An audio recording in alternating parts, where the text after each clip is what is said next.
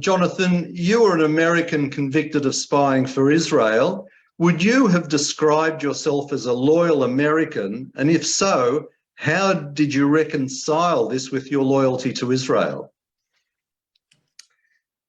There's an old saying that you really can't love two people equally at the same time.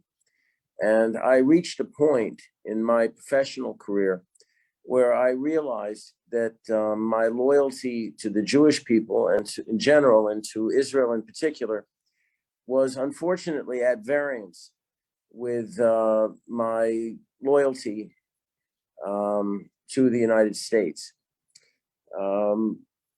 There was an agreement between the two countries to share certain types of information, and it was being violated blatantly by the American side. And unless something had been done about that, people in Israel were going to die.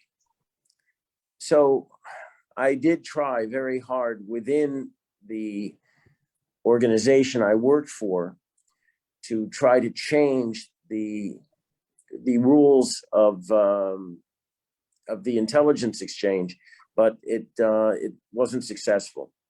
So I had to make a very hard decision. And basically what it boiled down to was that my loyalty to the Jewish people and to Israel basically was more important to me than any other value I had at the time. And I went forward, being very careful not to compromise American security. You should understand that I was never indicted for treason. I was never indicted even for intending to harm the United States. And that's a very important point, because there's been a lot of, I would say, disinformation put out in terms of what exactly I provided Israel. And I think most reasonable people would conclude that if there had been any information that had compromised American security, I would have, and in fact should have, been indicted for intending to harm the country, because I should have known that that information should never be shared with anybody, friend, near acquaintance or anything, any kind of other country.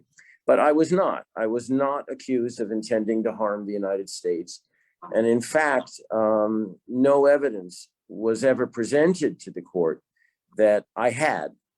There were assertions made, allegations made by the then Secretary of Defense Caspar Weinberger, that were really totally blown out of proportion, with no evidence to support his claims. And about 20 years after I was sentenced, he made a mea culpa in a interview with Edward Black, the noted Jewish historian, that, he had kind of misstated what I had done in his sworn affidavit to the court. And Mr. Black was astounded, dumbfounded. I mean, he was just, I guess the British call it gobsmacked. I mean, he didn't know what to say at that point. And he said, well, why did you do it? And he said, well, it was above my pay grade.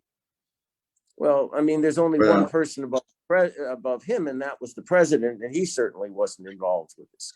So there was an agenda that he was pursuing ever since the attack on the Iraqi reactor by the Israeli Air Force. And he and the then head of the National Security Agency, Admiral Bobby Ray Inman, basically took it upon themselves, without seeking authorization from anybody, to abrogate the intelligence sharing agreement between the two countries. And that was the origin of my involvement. I was asked basically to circumvent the intelligence embargo and to get the information that Israel was legally entitled to delivered. And that's what I tried to do. Can we go back to the very beginning? What are your recollections of your first day in prison? My first day in prison was pretty frightening. I was the only white inmate with about 5,000 Black inmates in Washington. They were careful at that point not to endanger my life too badly, but it was a near run thing. When they realized I wasn't going to cooperate, that's when I was sent to another facility.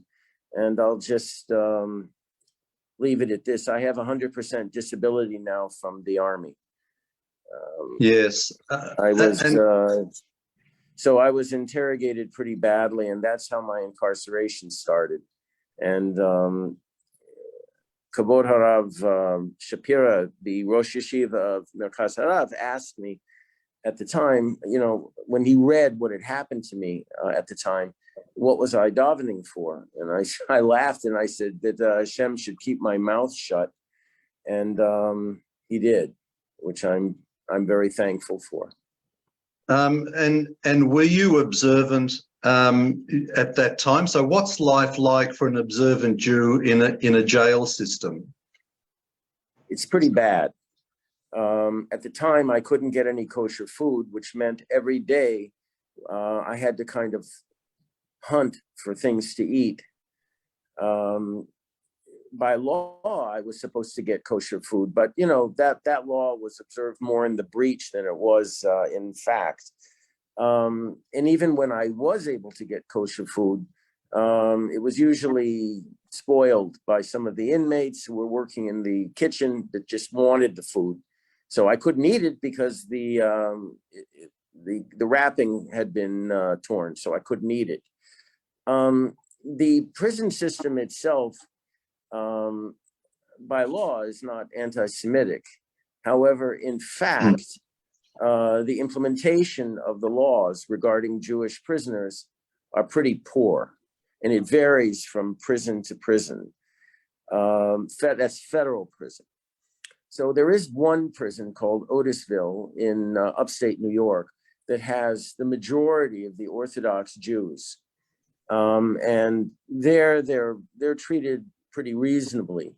But for me, at the time, for many years, for almost 2 decades, I was the only Jewish prisoner in the particular prison complex I was incarcerated in.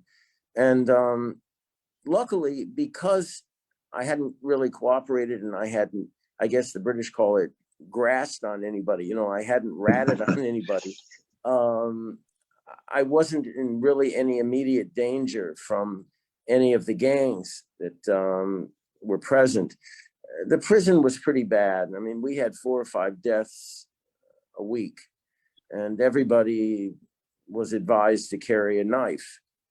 And so that was the kind of environment I lived in for about 23 of the 30 years. The first 7 years, I was in total isolation.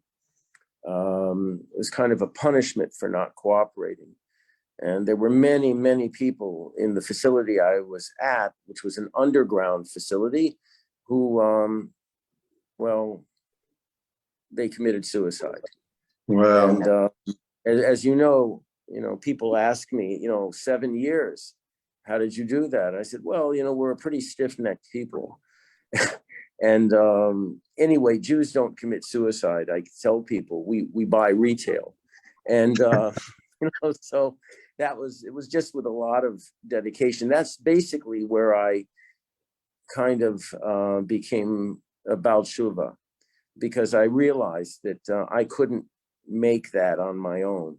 And I reacquainted myself with Hashem, and Rav Shlomo Carlebach played a major role in helping me get back on the derech.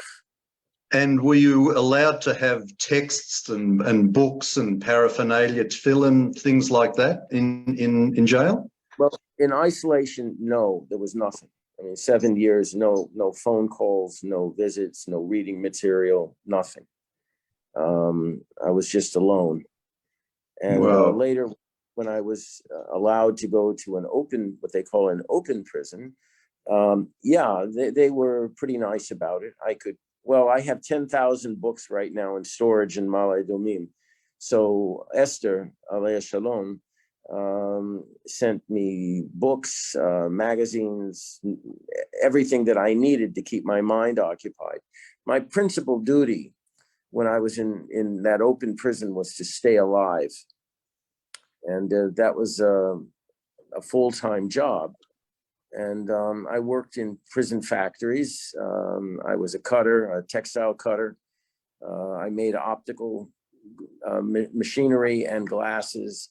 And later, when I wouldn't cooperate with the prison internal security by informing on other prisoners who were stealing, they had me cleaning about 3,000 toilets a week. But that was fine. I mean, I'd rather clean toilets than be an informant. So yeah. I was okay with that. I was okay. Alan Dershowitz argued that your sentence was far greater than the average term imposed for spying for the Soviet Union and other enemies of the United States. How much involvement did you have with him? Alan was involved, I would say, about a third of the way in to my sentence. And he was very helpful in providing advice to my principal attorneys. And he was also very helpful in contacting people within the political system that could help. Remember, this case really operated on two levels. It operated legally within the courts, and it operated politically. And the two sometimes were incompatible. Sometimes they worked well together. Unfortunately, when Alan was involved with me, there was a Republican administration at the time, and he really wasn't accepted very well by them. And later, when Democratic administrations came in, he entered the fray on my behalf, and he was very, very helpful. I can't really explain the details of that involvement because they're somewhat confidential, but rest assured, he did whatever he could to help me. And I deeply appreciate everything he tried to do for me. And there were multiple requests for a pardon that were rejected. Well, Jonathan, I should correct this. I never asked for a pardon. Usually when people ask for a pardon, it suggests that they're innocent, right? And I never claimed I was innocent. I was a spy. And all I was asking for was a commutation or reduction, if you will, of my sentence to a level that was more appropriate for the crime that I committed. So right. That's an important distinction. Because yes. I never had the chutzpah to actually ask for a pardon. So you weren't actually asking for a pardon; you were asking for your sentence to be commuted in some way. Right, basically to have the sentence reduced to a level that was more appropriate to my actions. And did you feel that that anti-Semitism was a factor in this whole process and the way you were treated?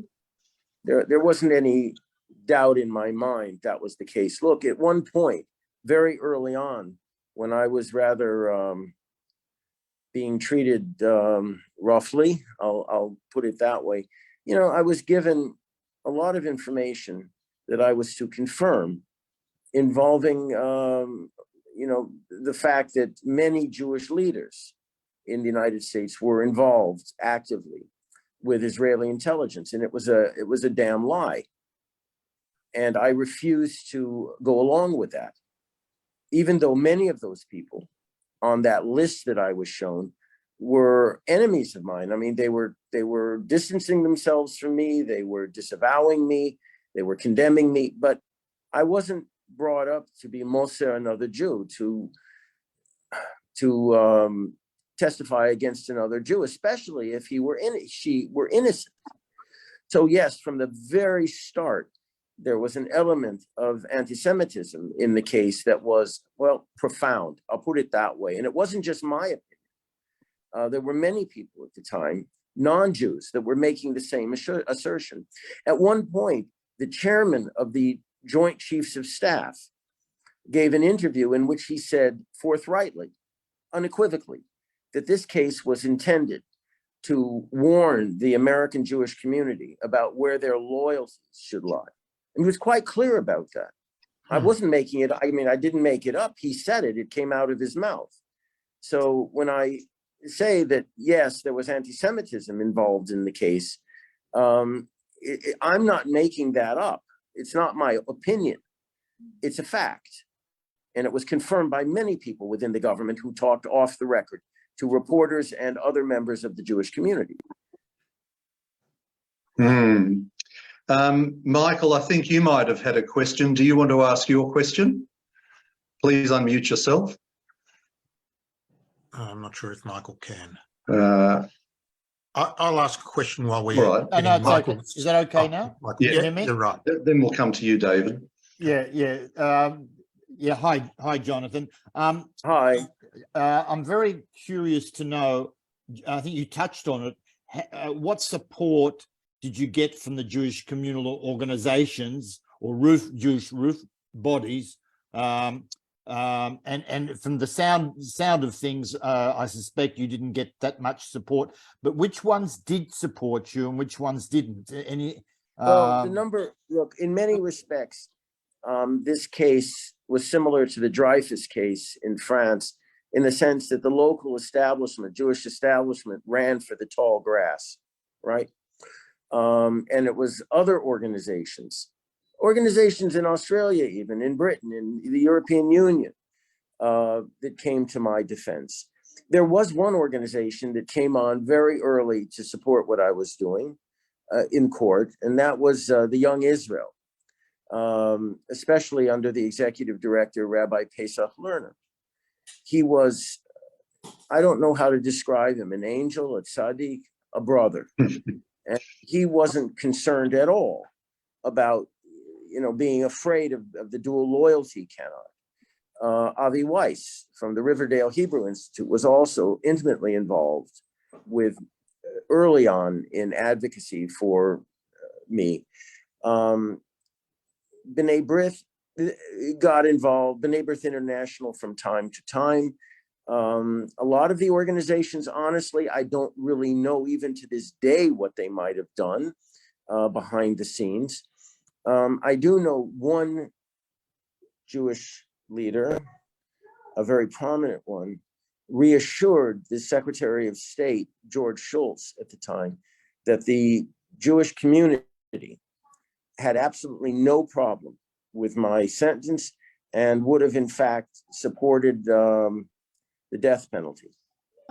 Yeah. And I have the document to prove that. I got it through a Freedom of Information Act request.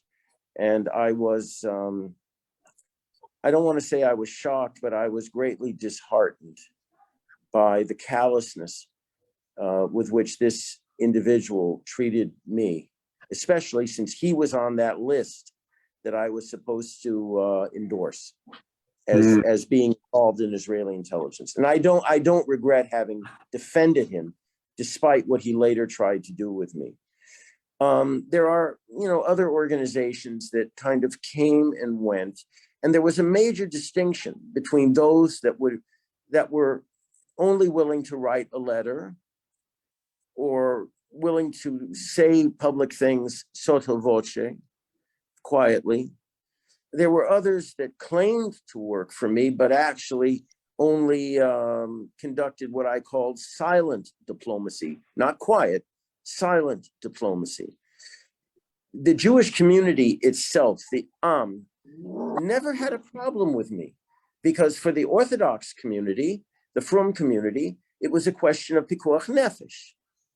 Okay, so I didn't really have a problem with them. And for the liberal community, they were interested in protecting equal rights under the Constitution. So I had support from both sides. Rabbi Alexander Schindler, Alev Shalom, a tremendous man. We were on opposite sides of the political and religious barricade, but he had no problem at all publicly and forcefully advocating for my release, and visited me many times and did whatever he could to help me, both publicly and privately. So I had support from all around. There was an ad at one point in the New York Times, a full-page ad with over 1,000 rabbis. And most of the major American Jewish organizations signed on to it. But there was a difference, and you should remember this, especially in your own community. There's a difference between saying things and actually doing things. And I heard just now, this problem with the Melbourne City Council and this Palestinian provocation that's occurring. You can't write a friendly letter to the council saying, gee, you shouldn't do this because this is really, it's hurtful for the community, it's misleading, and they're a racist group. You can't just say that and walk away from it. You have to forcefully defend your position within the letter of the law, of course, and you have to make sure they understand that what they're doing. The community organization that you described that passed on this issue should be condemned for what they did. It wasn't that they were remiss in what they said to the city council. They're actually joining our enemies. They're aiding and abetting the enemy by what they did. And they not only owe an apology to the Jewish community for their misstatement, but they also owe the Jewish community a full court press, an effort to make sure that the opinion of the Jewish community is heard by the Lord Mayor and the City Council. You don't lie down on a matter like this because it looks like we condone what the enemy is doing, and we can't do that. Okay, thank you, David. Jonathan, before I ask my question, I just want to foreshadow to you that you may well get another request. We're putting together an HAA tour of Israel early May. It's looking like B'ezrat Hashem, and we would like you to invite you to have a meal with us. Yes, you don't have to ask. Absolutely. Okay. Well, we'll have you as one of our guests during the tour. That would be wonderful. Could you comment on the actual Israeli government, because we were hearing mixed things as to where over the years the Israeli government stood vis-a-vis your case? It depended on the prime minister. There were two PMs that actually tried to help me. One of them, is Bibi Netanyahu. But the other you may not know about was Yitzhak Rabin, alav shalom. He actually, in 1996, on the occasion of the Israeli-Jordan peace agreement in Washington, actually secured the agreement of Bill Clinton to release me. He actually did, and people came down from the embassy to talk to me about getting ready to go home. And then he was assassinated. And when Shimon Peres became prime minister and asked for the understanding between Prime Minister Rabin and President Clinton to be honored, Clinton did what Clinton always did. He said, well, that my agreement was with your predecessor. Now with you, I want several hundred prisoners released as a show of good faith to the Palestinians. And this was at the time of the bus bombings in Israel. And Peres, understandably, couldn't release hundreds of prisoners with blood on their hands while our people were being massacred in the streets of Jerusalem.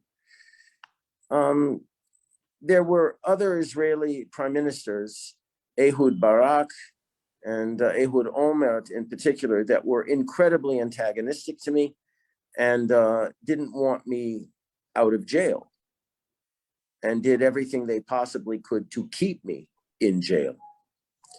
Prime Minister Shamir, who was prime minister when I was arrested, said in the cabinet, and I have the cabinet protocol to prove this, it said that, look, a country has to know how to sacrifice her sons. Oh. Think about that. Think about that. That's in black and white. And initially, Shimon Peres agreed under great pressure from the Americans to hand back some of the information that I had provided with my fingerprints on. And when he was brought up in cabinet that he couldn't do that. It was against the law. He assured everybody that that information would not be used.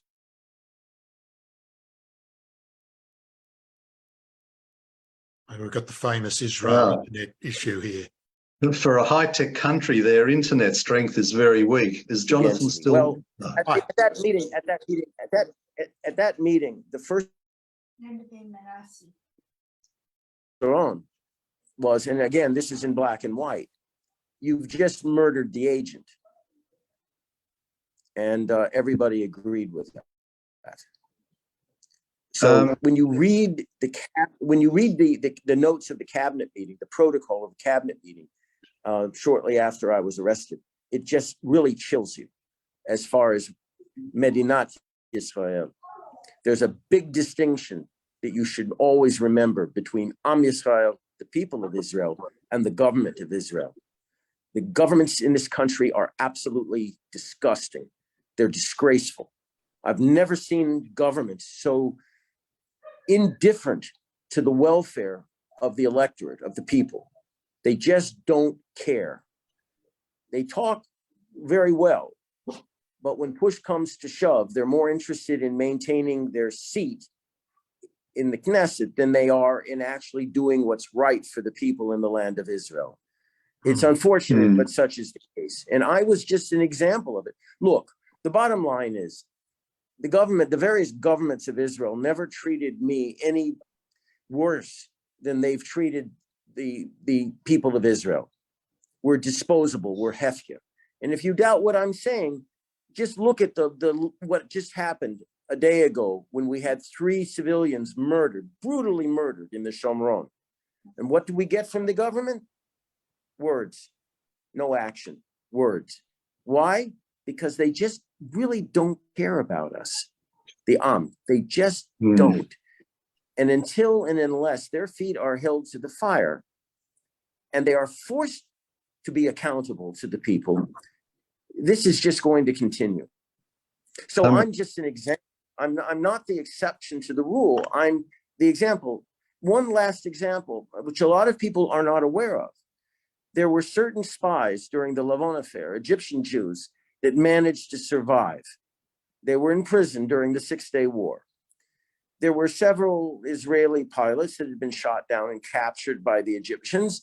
And when they were told they were leaving to go back in the prisoner exchange, listen to this, they refused to leave Egyptian custody until the Egyptian Jews who were part of the Lavon affair were released as well.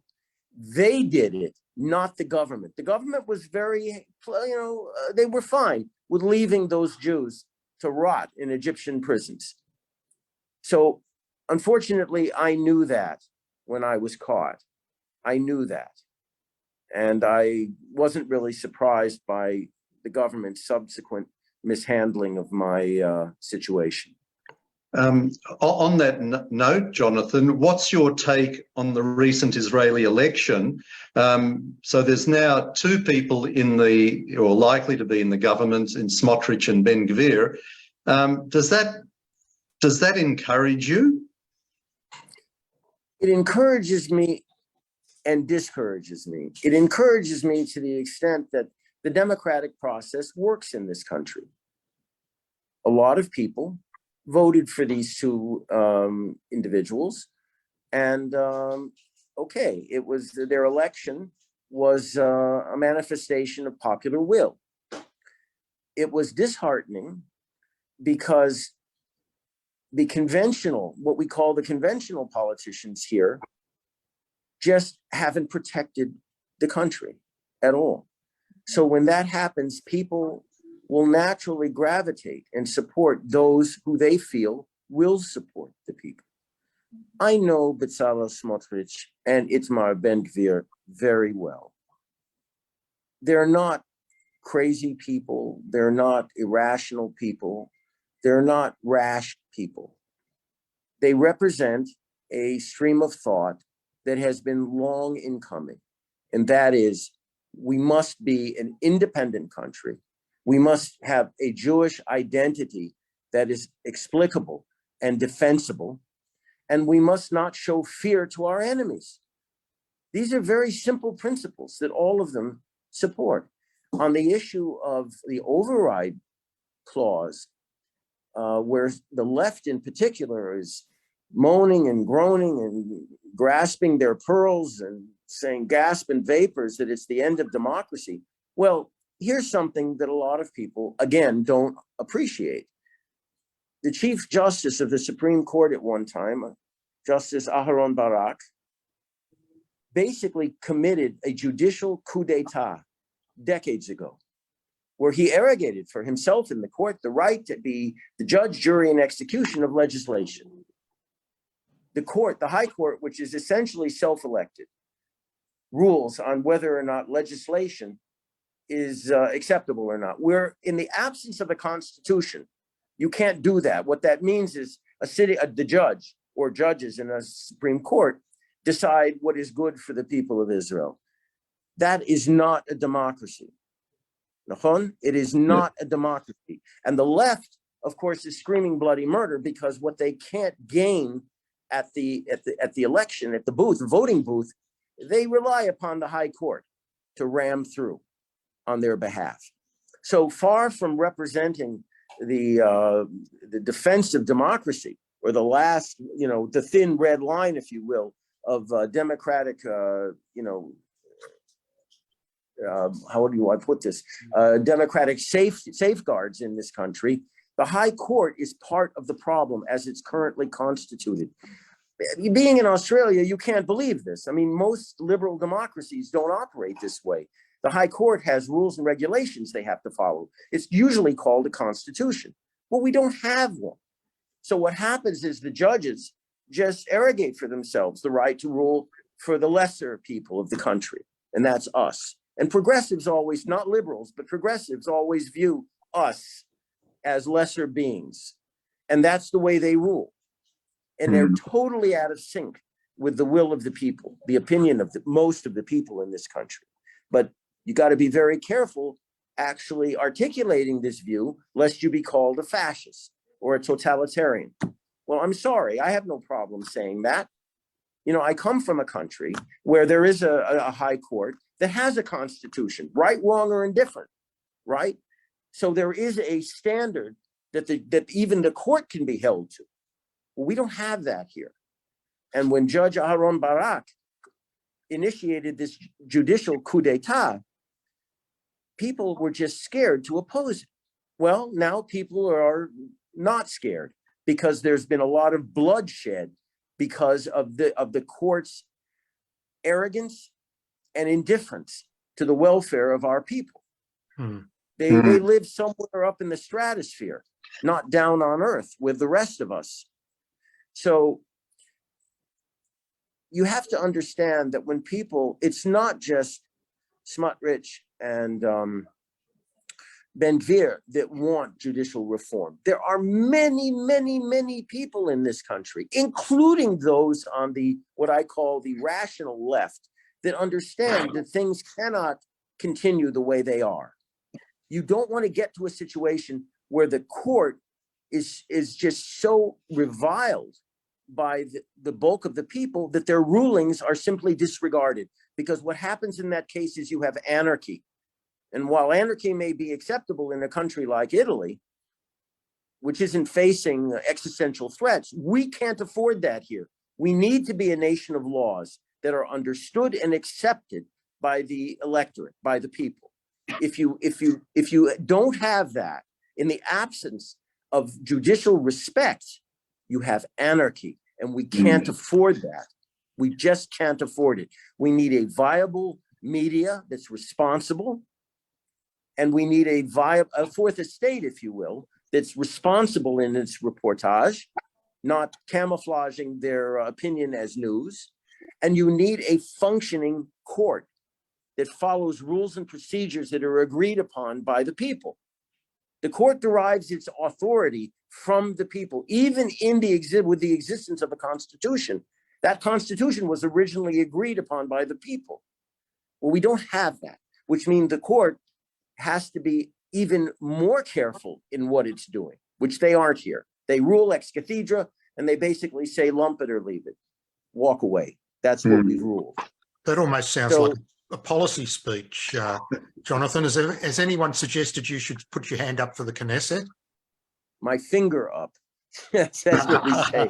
You stick a finger up. You stick a finger up. You stick a finger up in Knesset. Yes, many people have. Okay. Many people have. But I feel right now that, let me tell you a quick story. When Esther, Alei Shalom, was dying in hospital, she took her oxygen mask off and said, I need to talk to you. I don't have much longer to live. So I was in the ICU with her in a full biological chemical warfare outfit. I took my mask off and I came very close to her because she was fading and every breath was a miracle. And she looked at me and she said, when I'd go, they're coming for you. And I knew what she meant. She meant the politicians. She was the gatekeeper that kept them away from me. And she said, let me ask you a question. What is politics? And I smiled at her and I said, sweetheart, you're not going to live long enough for me to give you a complete definition. And she kind of smiled and she said, well, I'll give you a quick definition. Politics is the art of compromise. And she said, what are you willing to compromise? Hebron, the Mahalat HaMachpelah, Kever Rachel, Kever Yosef, Kashrut, Gerus. She said, who is a Jew? What are you willing to compromise? And I said, I looked at her and I said, nothing. I am willing to compromise on nothing. So she said, well, remember, you can't go from emet to sheker without getting soiled. So you have to remain independent. And that's what I am. I'm an independent citizen. There are some things on the left I support, and there are some things on the right I support. I'm not an ideologue. I'm not somebody who operates with a doctrinaire philosophy. All I want is maintain the Jewish identity of the state, to establish sovereignty over Yehuda and Shabron, and to also extend sovereignty over Har Habayit, the Temple Mount. There are other things to support, but no, to answer your question, I hope that answers your question. I am not a very good follower. So when a party leader tells me I have to vote against my conscience, I'm not comfortable with that, and I won't go along with that. So that means I'm not a very good party member. So I'll remain independent. Thank you very much. Jonathan, we'll finish up in a moment, but I just wanted to ask you about the people who supported you, and there were people in Australia working on your behalf, and I'll mention two of them that I'm aware of, Rabbi Shimon Cowan and Dr. Matt Gelman. Yes. How much involvement were you able to have with people that were lobbying for your cause? Personally, very little. I mean, my means of communication were highly circumscribed. You know, I had a few minutes a week to call principally my wife, Esther, Alei Shalom, and I had occasional visits from people. I had no writing privileges. So communication, outgoing communication basically went through Esther, or if I had the opportunity to talk to people person to person during visits. But other than that, no, I was kept fully aware. I was kept fully apprised of what was going on. And I gave my feedback to people like Rabbi Pesach Lerner and Esther and my lawyers. But as far as involvement was concerned with people, I had limited to no involvement at all. Okay. Just two more questions and then we'll let you go. When most of us think back 20, 30 or even 50 years, we ponder that perhaps we could have taken the job that we turned down, or tried harder to get that date, or regretted not bidding on a property. You've had a very different life, a very unaverage life. So what jumps to your mind when you reflect on the past? What jumps to my mind is that you can never do wrong by doing right. We have to remember always that we are Jews first and foremost, and that our loyalty is to HaKadosh Baruch Hu and to our fellow Jews, no matter what the cost. I told the judge at sentencing that I was deeply grateful for the opportunity to do something to help or perhaps even save my people. I was thankful for the opportunity, and I was willing to take whatever penalty flowed from that. Mm. I think I've learned that you have to understand that the only way to live is on your feet, and you have to be able to look at yourself in the mirror and live with what you see. I couldn't, for the life of me, turn my face away from what had to be done. Because if I had, I would have been no better than those people during the Khurban in the West, who refused to do whatever was necessary to save our people in Europe. Mm. I lost most of my family during the Khurban. Yes. One of my uncles was on a voyage of the damned, and he was turned away from landing in the United States to go back to Germany. And he jumped ship and off Trinidad and made it home. And I grew up with his story ringing in my ears from the moment I could comprehend what he'd gone through, that you never, ever, ever turn your back on a fellow Jew, ever. No matter what the consequences of your actions are, you've always got to be right with them and right with Hashem. So that's my lesson from almost 37 years of living with what I did. I can look at you and I can say, yes, I broke the law, but you know what? You were worth it. And I hope our enemies understand that there are Jews alive today that aren't afraid of them and are willing to do whatever is necessary to defend them. That's what I've taken away from my experiences. You've recently married for the third time, so mazal tov for that. Thank you. I've married a British girl from Birmingham, and unfortunately, her Midlands accent is a bit much for me at times. Friends of mine from London look at me and just, they're incomprehensible. They just say, we don't understand what she's saying. But she actually, how do I put this? Esther, Alei Shalom, did the shidduch. Oh. And she wanted me to be happy. And she knew this lady, and she trusted that she would keep me on the derech, which she is, and that she was a good, wonderful person, which she is, and that she would bring light back into my life, which she has.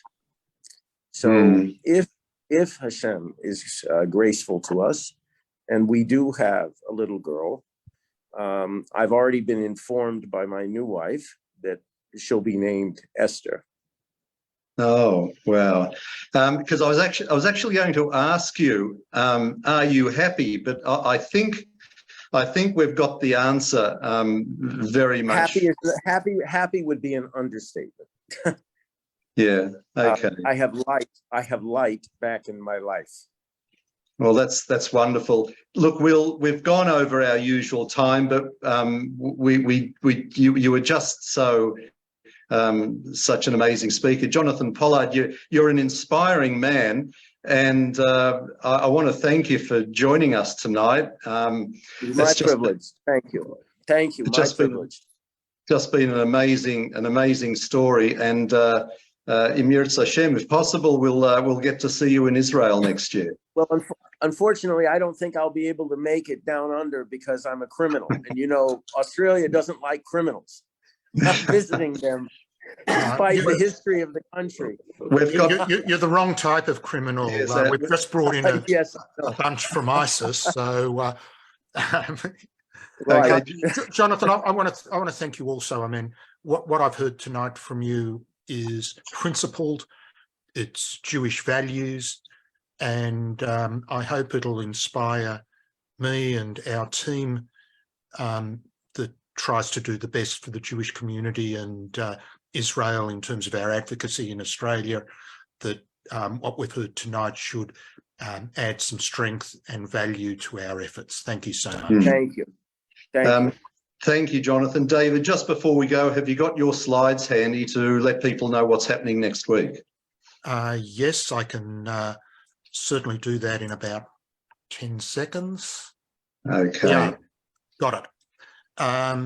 Well, as we do, we always need support. So once we sign off, please go to the AJA website, which is jewishassociation.org.au. Make sure you join as a member.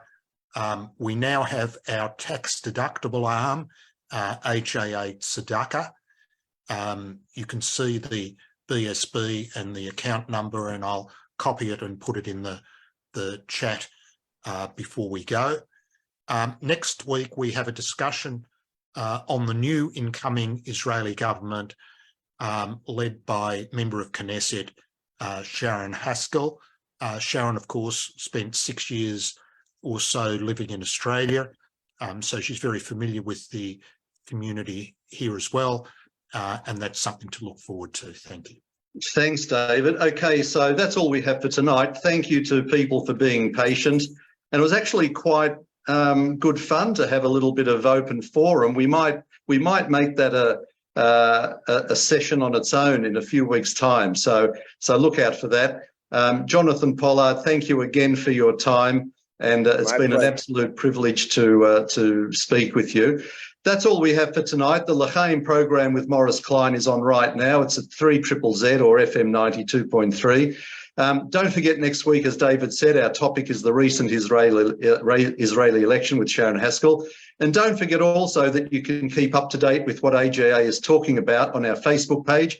Please like it and share it widely. But for now, we wish you all a very good night and look forward to seeing you next week as usual. Good night to you all.